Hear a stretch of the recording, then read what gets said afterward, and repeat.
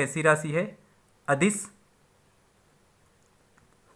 अब चाल के प्रकार हम आपको बता देते हैं।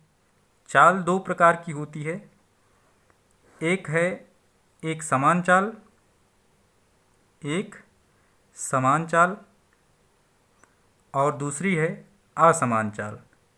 असमान चाल। एक समान चाल क्या है? जब कोई वस्तु एक निश्चित समय अंतराल में निश्चित दूरी तय करती जाती है।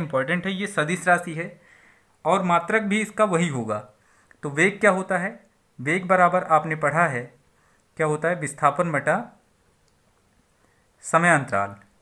ये आपका वेग का डिफिनेशन है, समयांतराल, है ना।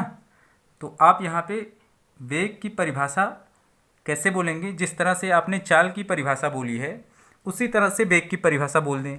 कोई वस्तु एकांक समयांतराल में जितना दूर तक विस्थापित होती है या जितना विस्थापन तय करती है वह उस वस्तु का वेग कहलाती है। तो इस तरह से आप बोल सकते हैं। या आप बहुत आसान तरीके से फार्मूले से ही डेफिनेशन बना दें। किसी वस्तु द्वारा तय किए गए विस्थापन और उस विस्थापन को तय करने में लगे समयांतराल के अनुपात को उस वस्तु का वेग कहते हैं। फिर से रिपीट कर देता हूँ, आप यहाँ से इजी तरीके से बोलें, किसी वस्तु द्वारा तय किए गए विस्थापन और उस विस्थापन को तय करने में लगे समय के अनुपात को उस वस्तु का वेग कहते हैं। तो ये हो जाएगा वेग का डिफिनेशन।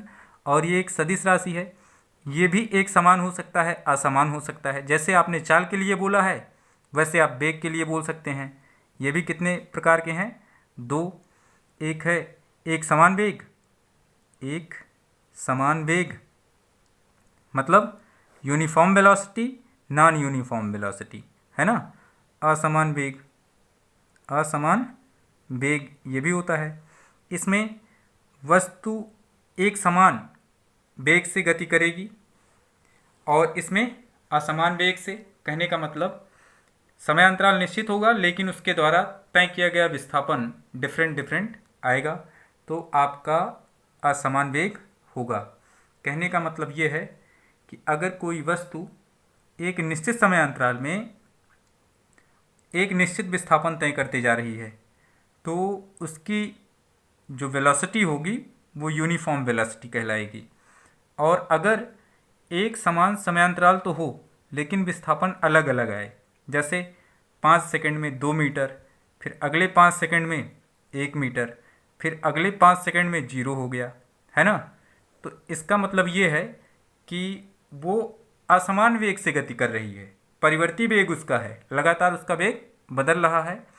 और अगर इस तरह से वो गति करती है कि 5 सेकंड में 2 मीटर, अगले 5 सेकंड में 2 मीटर, फिर अगले 5 सेकंड में 2 मीटर, तो अब वस्तु की गति और वस्तु का वेग दोनों क्या है? एक समान वेग हैं। तो इस तरह से आप बता सकते हैं एक समान वेग। और अब यहाँ पे औसत वेग क्या होता है? औसत वेग ये भी जान लीजिए, इसको बोलते हैं एवरेज वेलोसिटी और डिनोटेड बाई वी बार। अब वी बार का मतलब क्या हुआ? ये हो जाएगा कुल विस्थापन, कुल विस्थापन बटे कुल समयांतराल, है ना। ये हो जाएगा। अब जिस तरह से आप चाल के लिए काम किए थे सेम एज कंडीशन यहाँ पे अप्लाई हो जाएगी। डेफिनेशन आप बना सकते हैं, कुल विस्थापन और कुल समयांतराल का अनुपात औसत वेग कहलाता है। तो इस तरह से आप जब बोलेंगे तो आप औसत वेग के लिए डेफिनेशन बना ले जाएंगे। अब यहाँ पे एक इम्पॉर्टेंट चीज़ आती है, वो क्या है? वो ये है कि तात्क्षणिक वेग क्या है? इसको बोलते हैं इंस्टेंटेनियस वेलोसिटी। ये क्या होता है? बहुत ध्यान से समझिएगा। किसी वस्तु द्वारा एक विशेष समय पर उसके लिए जो वेग निर्धारित किया जाता है वही वेग उसका तात्क्षणिक वेग कहलाता है। या इसको दूसरे शब्द में अगर समझें कि किसी क्षण विशेष पर किसी गतिशील कण का जो वेग होता है वही वेग उसका तात्क्षणिक वेग कहलाता है। आप दोनों तरीके से लिख सकते हैं। फिर से एक बार रिपीट करता हूँ, किसी क्षण विशेष पर किसी गतिशील वस्तु की या कण का जो वेग होता है उसे तात्क्षणिक वेग कहते हैं। इसे v से डिनोट किया जाता है। अब v इज इक्वल टू होता क्या है? अगर मान लें कि कोई वस्तु डेल्टा t, मतलब क्षण विशेष का मतलब अति सूक्ष्म समयांतराल, है ना, डेल्टा t समय पर अगर कोई वस्तु अपने वेग के सिस्टम को डिफाइन कर रही है, तो यदि कोई वस्तु डेल्टा t समय पर, है ना, अपने वेग को दर्शा रही है तो आप इसको कैसे डिफाइन करेंगे? यहाँ पे आप देखिए, डेल्टा t समय पर वस्तु का वेग क्या हो जाएगा? वो हो जाएगा v इज इक्वल टू, यहाँ पे आप लिखेंगे limit delta t tends to 0 और यहाँ पे लिखेंगे कुल विस्थापन डेल्टा x बाई कितना? Delta t।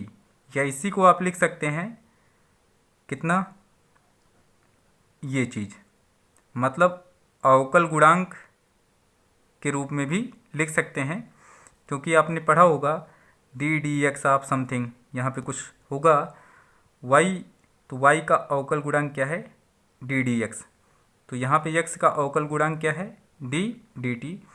तो इस तरह से आप औसत वेग को डिफाइन करेंगे और यहाँ पे तात्क्षणिक वेग को डिफाइन करेंगे।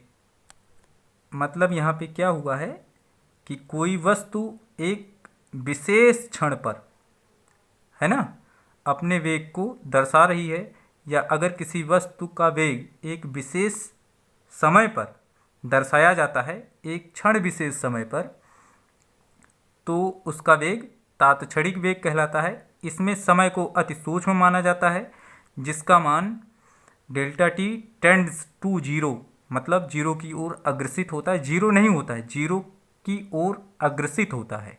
कहने का मतलब ये कि आप जब इसको सॉल्व करेंगे तो t का मान जीरो की ओर जाएगा, मतलब आपने जो मान माना है t का वो बहुत छोटा है, लगभग जीरो की तरफ या जीरो के बराबर ही आने वाला है, लेकिन जीरो नहीं है।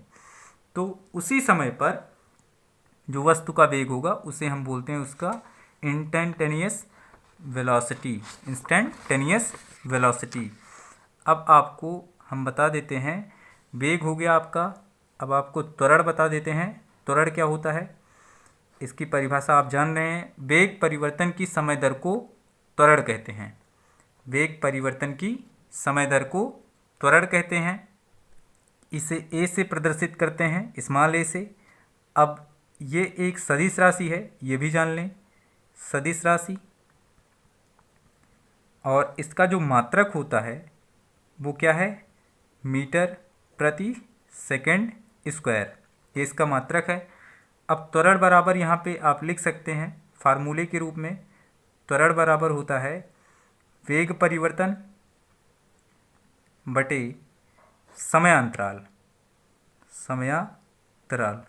इसका मतलब ये कि किसी वस्तु के वेग में एकांक समय में जितना परिवर्तन होता है वही उसका त्वरण कहलाता है। मतलब ये कि एकांक समय में वस्तु के वेग में होने वाले परिवर्तन को वस्तु का त्वरण कहते हैं, ये भी आप बोल सकते हैं। अब इसको जनरली लिखा जाता है as equal to delta V by delta T, ऐसा भी लिखा जाता है। अब इसी के सिस्टम से आप ये बता सकते हैं कि त्वरण पॉजिटिव हो सकता है, निगेटिव हो सकता है, शून्य भी हो सकता है। अब शून्य कब होगा पहले ये आप समझिए, जीरो तब होगा जब वस्तु की गति कैसी होगी, एक समान।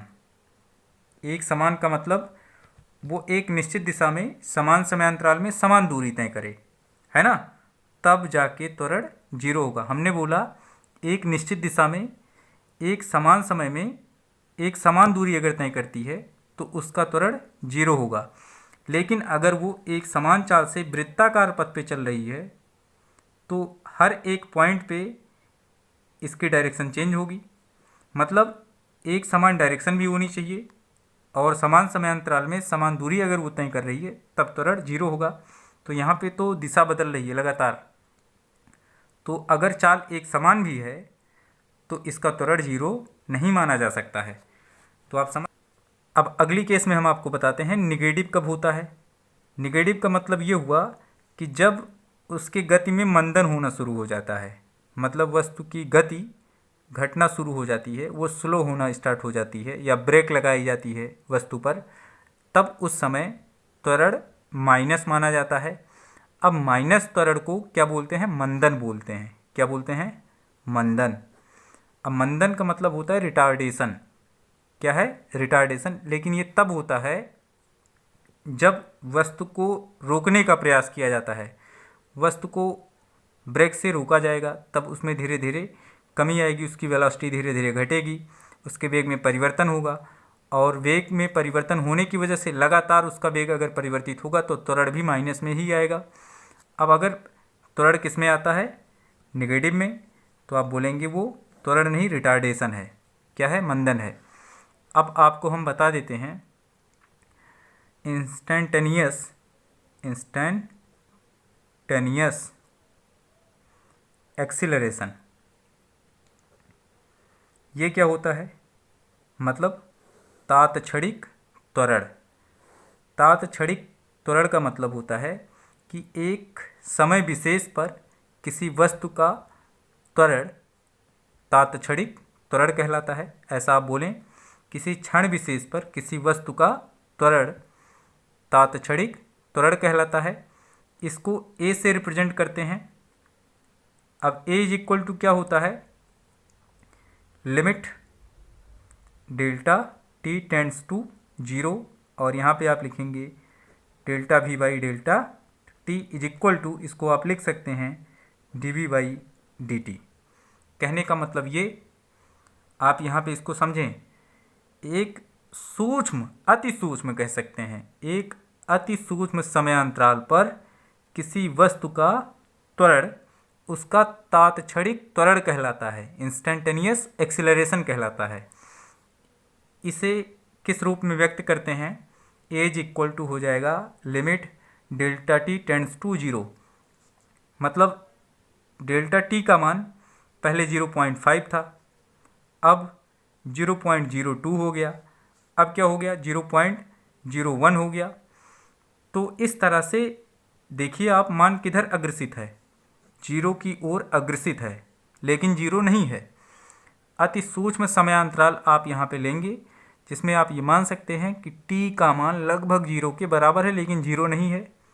और लिमिट का मतलब ये होता है सीमा, और ये सीमा आप मैथ में पढ़ चुके होंगे या नहीं पढ़े होंगे, तो आपको हम एक एग्जाम्पल के थ्रू बताते हैं यहाँ पे, जिससे आपको ये बात अभी समझ में आ जाए। तो आप इंस्टेंटेनियस एक्सीलरेशन अगर समझ गए हैं तो हम लिमिट के लिए एक एग्जाम्पल आपको सेट करके बताते हैं। मान लीजिए कि x टेंड्स टू 2 पर, मतलब जैसे यहाँ पे आपने लिखा है डेल्टा टी टेंड्स टू 0, तो x टेंड्स टू 2 पर आपको लिमिट निकालनी है। एक फलन दिया गया है, फलन ये भी है, ये भी एक फंक्शन है, कोई एक अलग राशि है जो a है। अब यहाँ पे आप एक सिस्टम आपको बताते हैं। यहाँ पे मान लीजिए आपको दिया गया x² minus 4 divide by x minus 2, और बोल दिया गया कि ये फलन आपका है, जैसे a है वैसे यहाँ पे f ऑफ x हमने मान लिया। इसका x बराबर 2 पर लिमिट निकालना है। क्या निकालना है? लिमिट। तो पहली प्रायोरिटी ये है कि अगर फलन सॉल्व होता है, मतलब इसका गुणनखंड हो सके, तो आप करिए, और जो कट जाए उसको हटा दीजिए। तो f ऑफ x यहाँ पे सॉल्व होगा, और इसका कितने की लिमिट पे? x इज इक्वल टू 2 पर, मतलब x टेंड्स टू 2 पर मान ज्ञात करना है। तो आप लिख सकते हैं लिमिट x टेंड्स टू 2, और यहाँ पे फलन लिखें x² minus 4 divide by x minus 2। तो आप इसको सॉल्व करें। पहले इसको लिख सकते हैं आप लिमिट x टेंड्स टू 2, और यहाँ पे लिखेंगे x plus 2 x minus 2 divide by कितना? x minus 2। तो ये कैंसिल हो जाएगा, आपको मिला कितना? लिमिट x टेंड्स टू 2, और यहाँ पे मिला x प्लस 2। अब लिमिट रख दें। लिमिट रखने पर, लिमिट रखेंगे तो x बराबर आप कितना रखेंगे? 2। तो आपको मिलेगा कितना? 2 प्लस 2 इज इक्वल टू 4। मतलब f ऑफ x का लिमिट कितने पे? x टेंड्स टू 2 पर मान कितना होगा? ये हो जाएगा। इस तरह से लिमिट को सॉल्व करते हैं। हालांकि ये सॉल्यूशन नहीं है, आपको सिर्फ जानना है कि तात्क्षणिक वेग या तात्क्षणिक त्वरण क्या होता है। ये सब आपको बस इन्फॉर्मेशन के लिए हमने बता दिया, जिससे आपको कन्फ्यूजन ना हो। तो आज के वीडियो में बस इतना ही। अगले वीडियो में इस चैप्टर पे जो आधारित ग्राफ्स प्रॉब्लम है वो हम लोग सॉल्व करेंगे। अगर वीडियो आपको पसंद आया तो वीडियो को लाइक करें, शेयर करें। चैनल पे पहली बार आए हैं तो चैनल को ज़रूर सब्सक्राइब करें। धन्यवाद।